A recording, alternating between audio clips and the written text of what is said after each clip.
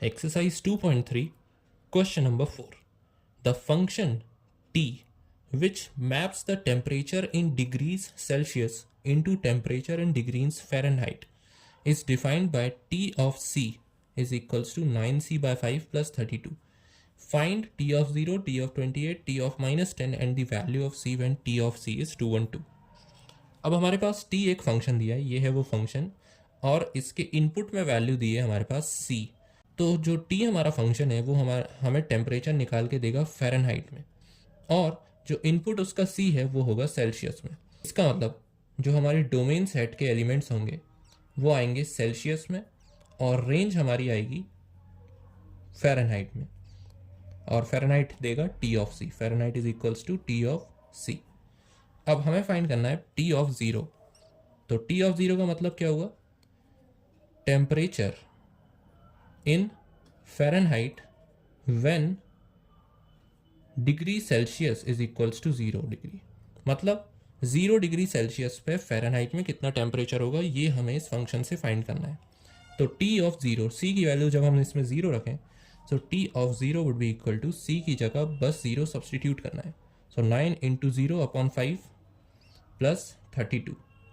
9 into 0 is 0 divided by 5 plus 32। अब 0 divided by anything is 0, so 0 plus 32 is equals to 32। तो ये आया हमारे पास 32 डिग्रीज फ़ारेनहाइट। इसका मतलब 0 डिग्री सेल्सियस पे जो टेम्परेचर फ़ारेनहाइट में होता है वो होता है 32 degrees. Now second, temperature at Celsius is equals to 28 degrees. तो 28 डिग्री सेल्सियस पे हमारे पास कितना फ़ारेनहाइट टेम्परेचर होगा, वो भी इसी फंक्शन से फाइंड करेंगे। 9 मल्टीप्लाइड बाय C की value is 28 divide by 5 plus 32।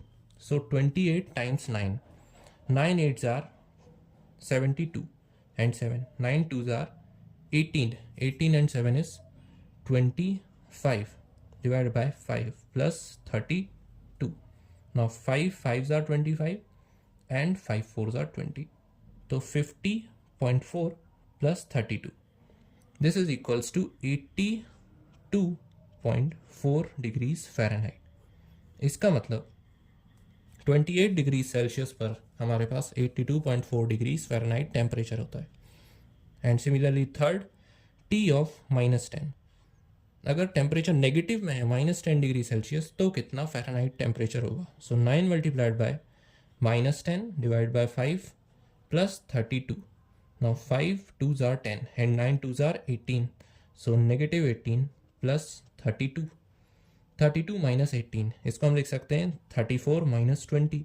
This is equals to 14 Fahrenheit. इसका मतलब -10 डिग्री सेल्सियस पर हमारे पास टेम्परेचर है 14 Fahrenheit. Now fourth, the value of C when T of C is 212।